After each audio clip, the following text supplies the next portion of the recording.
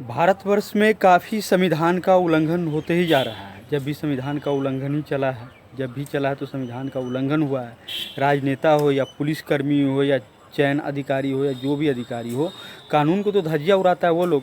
फिर वहाँ पर कार्रवाई क्यों नहीं होती? न्यायालय है, न्यायालय में भी कानून का धज्जियाँ उड़ती है।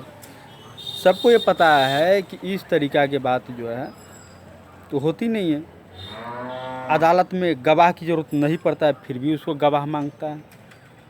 मजिस्ट्रेट के गुमराह करने की आदत है, अपराध बढ़ाने की आदत है। आज मैं बता रहा हूँ, भारत का आज़ाद गुलाम कौन है? जिसके पास पैसे है, जिसके पास सब कुछ है, वो तो ठीक है। बाकी जो गरीब है वो गुलाम है भारत का। भारत सदियों से आज भी गुलामी के तौर पर है ही है। गुलामी कभी ख़त्म नहीं हुआ भारत से। और बताइए, जब गुलामी ख़त्म नहीं हुआ तो क्या हो? गुलामी कभी भारत से ख़त्म नहीं हुआ है आज तक, इतना दिन के समय में भी। बताइए, लोग इसके बारे में सोच कर के बताएं। 1947 से लेकर के आज तक हिंदुस्तान के जनता गुलाम के गुलाम ही रह गए। अंग्रेज़ छोड़ा तो जाति प्रथा पर आ गया। वैश्य हो, बनिया हो, छोटी जाति हो, इस करके उसको हटाया गया। उस तरीके करके कि उसको दुर्व्यवहार किया गया, बुरी उपयोग किया गया। और बताइए, बुरी उपयोग करने वाले को क्या किया जाए? उसके बाद धीरे धीरे अपना जो संविधान में लिखा हुआ था उसके अनुसार चला। जो संविधान में लिखा है वो ठीक है, संविधान के अनुसार ठीक है, लेकिन उसको धज्जियाँ उड़ाने वाला, उसको धज्जियाँ उड़ाया जाता है हिंदुस्तान के प्रति, ये तो बहुत ही गलत है। संविधान में इतना धज्जियाँ क्यों उड़ रहे हैं? आज एक छोटी छोटी काम के लिए ऊपर तक जाता है, फिर भी उसको कोई सुनवाई नहीं। एक गरीब आदमी के लिए बहुत ही दिक्कत की बात है। तो गरीब आदमी क्या से क्या करेगा? गरीब क्या करेगा? अपने कमाएगा, खाएगा, उसके साथ अत्याचार होता। आज नौकर भी हिंदुस्तान में गुलामी है, वो गुलामी के जंजीर में जीता है। नौकरी जब भी करता है, नौकरी के अंदर में जब भी रहता है, जब भी वो किसी के अंडर में नौकरी करता है, तो उनके ऊपर शोषण होता है, जुर्म होता है। आप मकान किराए पर जाते हैं लेने के लिए, उनके ऊपर भी शोषण होता है, जबकि वो किराया देता है, पूरा पैसा देता है, सब कुछ देता है। उसके ऊपर इतना शोषण क्यों? हिंदुस्तान वर्ग में इतना शोषण क्यों होता है उसके साथ? इंसान वो भी है, इंसान ये भी है। अंग्रेज़ भी एक इंसान था, हम भी एक इंसान है, वो भी एक इंसान था। इंसान के साथ तो ऐसी शोषण होना नहीं चाहिए। ये तो शर्म आनी चाहिए मानवता के तहत। मानवता वो भी है, मानवता हम भी है, मानवता सारी दुनिया है। मानवता के तहत ये क्या हो रहा है?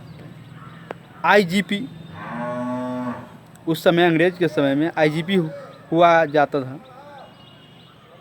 IGP, Indian justice power, I am justice power, यानी जज का पावर पुलिस को उस समय मिला था। यानी जो भी कर देगा, वो कुछ भी हुआ तो अपना मर्जी से लिख दिया और 6 महीना का जेल, 6 महीना सजा। यानी जो चाहा वो आई एम जस्टिस पावर कर सकता है। लेकिन आज के दौर में वो आईपीएस को नहीं दिया गया। वो आईपीएस को ये अधिकार नहीं मिला है कि वो जो मर्जी कर सकता है। वो अपराध को, कानून व्यवस्था को बनाए रखने का उसका काम है, अपराध व्यवस्था को बनाए रखने का उसका काम है। लेकिन वहाँ पर वो घटिया हरकत करती है। आज मेरे सुबह सीपी से बात हुई थी, जिसका नंबर मैंने हैट लिस्ट में निकाला था, कंप्यूटर से देखा था, उसका गूगल पर उसके हैट लिस्ट में निकाला था, उसे लिस्ट में निकाला था, उसको व्हाट्सअप भी किया, सारा ब्यौरा का बायोडाटा भी दिए, फिर भी उस पर कोई कार्रवाई नहीं हुआ। बताइए, ये तो शर्म आनी चाहिए दिल्ली पुलिस को, ये तो शर्म आनी चाहिए हिंदुस्तान वर्ग में। आईपीएस के ऊपर एक अशोक स्तंभ, 2 तलवार इसी के लिए लगाए जाते हैं कि देश की जिम्मेदारी उसके कंधे पर सौंपा जाता है, सौंपा जाता है उसके कंधे पर। सेना को या पुलिस को 2 ही को मिलती है, लेकिन ये तो शर्म आनी चाहिए उनको ना।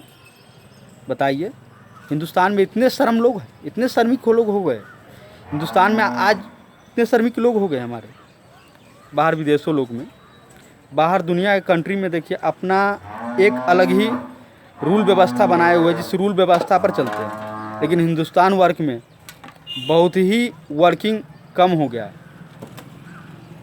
जो हिंदुस्तान वर्ग की बहुत ही, आज इंडिया का जगह जगह बदनामी हो रहा है। इंडिया का बदनामी नहीं होना चाहिए, जबकि अदर देश में देखिए उसका जो कानून है उस कानून पर चलता है। लेकिन इंडिया में जो है वही कानून को दुरुपयोग होता है। यहाँ के लोग जो मर्जी चाहता है वो करता है। अफसरशाही, करप्शन, हर चीज़ है। थैंक यू, धन्यवाद। मैं इतना ही कहने चाह रहा हूँ और आगे देखें इस चीज़ को।